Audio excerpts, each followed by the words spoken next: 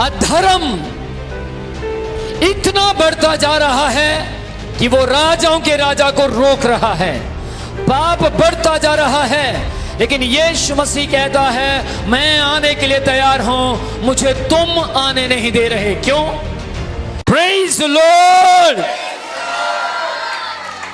पहला कुरिन्थियों 5वां अध्याय उसकी 11 से लेकर 13 तक आज हम पढ़ेंगे। सुनिएगा, वहां लिखा है, पर मेरा कहना यह है कि यदि कोई भाई कहलाकर व्यभिचारी या लोभी या मूर्ति पूजक या गाली देने वाला या पियक्कड़ या अंधेर करने वाला हो तो उसकी संगति ना करना, क्योंकि मुझे बाहर वालों का न्याय करने से क्या काम?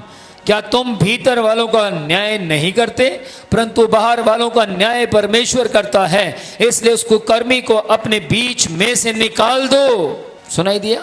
अपने बीच में से का मतलब क्या है? अपने बीच में से का मतलब है उसके साथ संगति मत करो, उसके साथ रिलेशनशिप मत रखो। याद रखना, जो लोग पाप में हैं वो क्या कहेंगे? थोड़ा बहुत कर लेना चाहिए, ये ही परमेश्वर चाहता है। जो लोग सिन में हैं वो क्या कहेंगे? नहीं नहीं, इतना कुछ करने से कुछ नहीं होता। आटे में तो नमक चलता ही है, बस नमक में आटा मत डालो। थोड़ा बहुत तो पाप चलता है।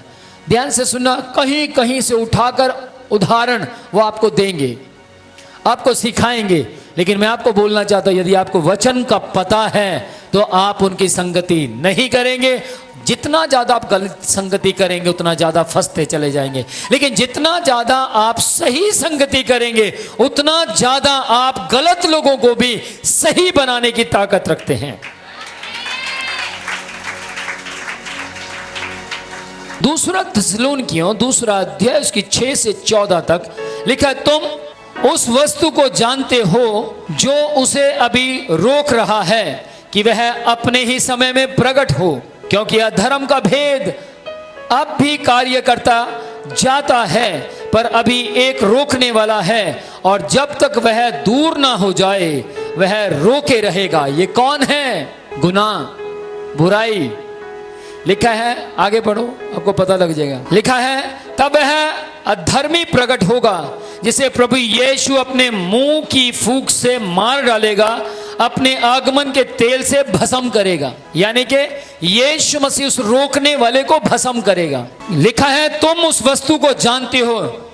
वचन वस्तु नहीं है, लेकिन वचन व्यक्ति है। ध्यान दें इस बात के ऊपर, तुम उस वस्तु को जानते हो जो उसे अभी रोक रहा है। फिर लिखा है कि वह अपने ही समय में प्रकट हो, क्योंकि अधर्म का भेद अब भी कार्य करता जाता है, पर अभी एक रोकने वाला है, और जब तक वह दूर ना हो जाए, एक रोकने वाला है, जब तक वह दूर ना हो जाए वह रोके रहेगा। तब वह अधर्मी प्रकट होगा जिसे प्रभु यीशु अपने मुंह की फूंक से मार डालेगा और अपने आगमन के तेज से भस्म करेगा। 9वीं आयत, उस अधर्मी का आना शैतान के कार्य के अनुसार सब प्रकार की झूठी सामर्थ, चिन्ह, अद्भुत काम के साथ होगा। ध्यान से सुनिएगा, आपको लगता होगा कि ये गलत शिक्षा दे रहे हैं, फिर वहां चंगाइयां कैसे हो रही हैं, छुटकारे कैसे हो रहे हैं। मैं आपको एक बात बोलना चाहता हूं, जो सही जगहें हैं वहां पहले वचन सुनाया जाता है, उसके बाद हीलिंग होती है।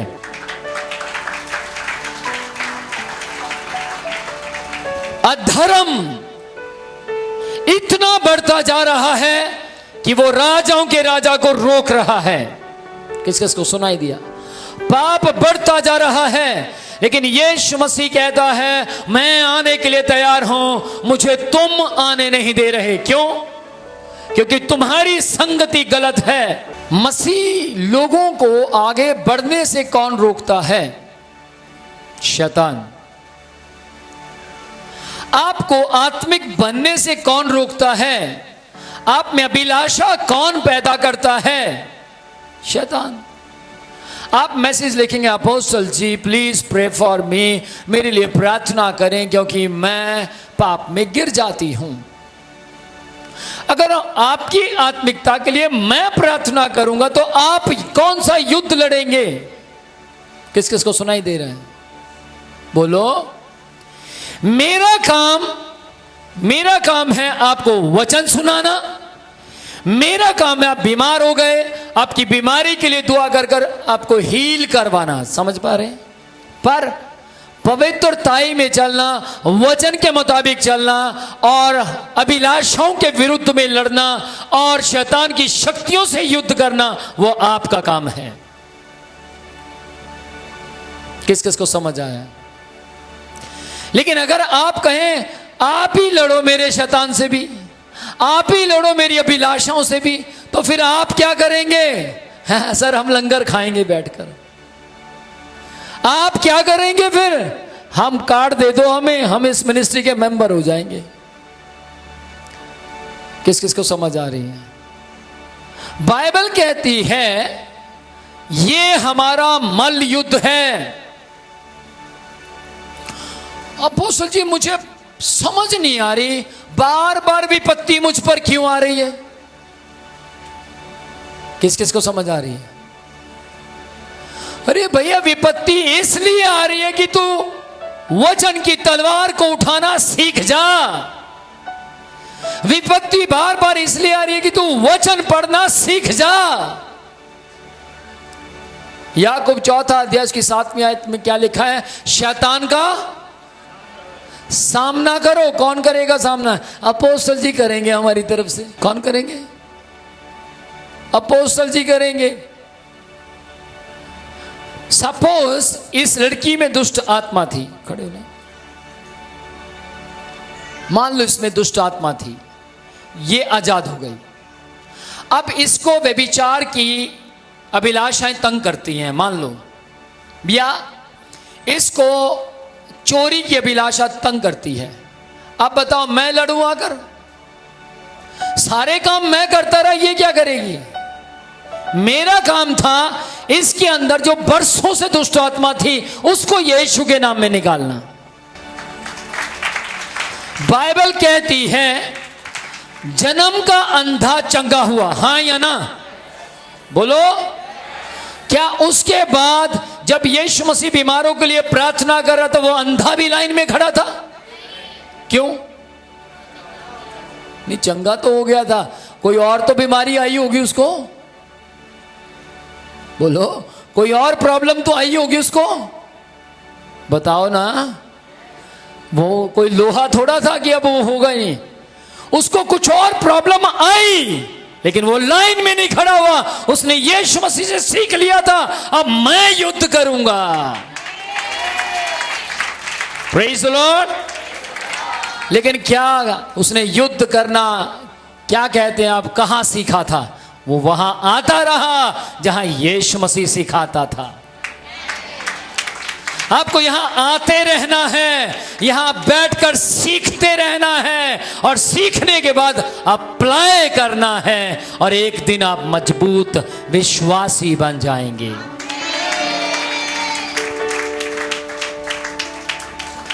थिस्सलुनीकियों 9 तक पढ़ा था, 10वीं पढ़ेंगे।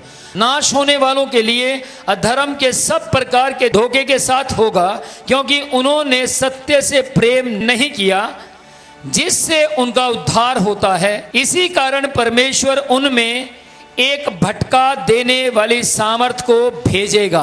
किस किस को सुनाई दे रहा? लिखा है अगर आप सत्य से प्यार नहीं करेंगे, मैं आपको जो बता रहा हूं वो सत्य है। अगर आप सत्य से प्यार नहीं करेंगे तो क्या करेगा? वो पिता परमेश्वर आप लोगों के बीच में एक भटकाने वाली स्पिरिट को भेजेगा। किस किस को सुनाई दे रहा है? आप लोगों के बीच में नहीं, जो सत्य से प्यार नहीं करेंगे उनके बीच में भटकाने वाली एक आत्मा को भेजेगा, सामर्थ को भेजेगा कि वे झूठ की प्रतीति करें, यानी झूठ पर विश्वास करें, ताकि जितने लोग सत्य की प्रतीति नहीं करते वरन अधर्म से प्रसन्न होते हैं वे सब दंड पाएंगे। क्या पाएंगे? वे सब दंड पाएंगे।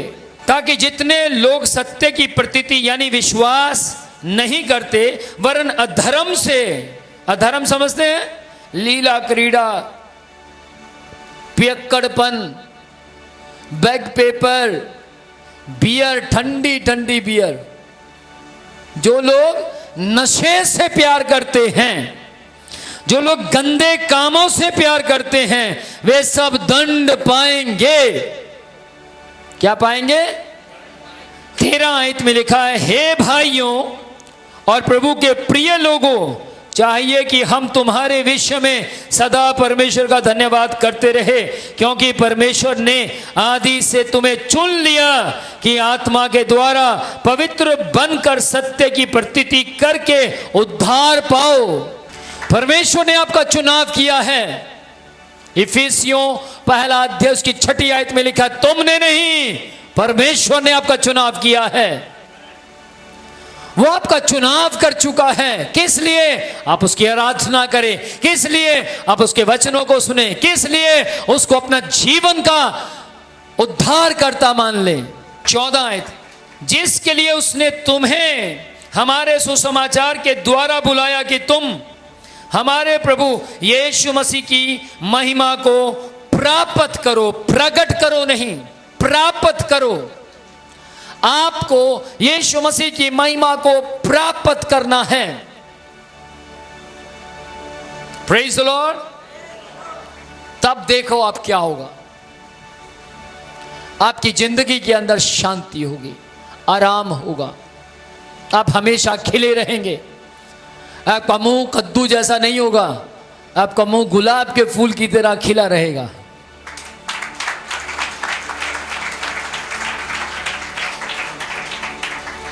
प्रभु आप सबको बहुत बहुत आशीष दे।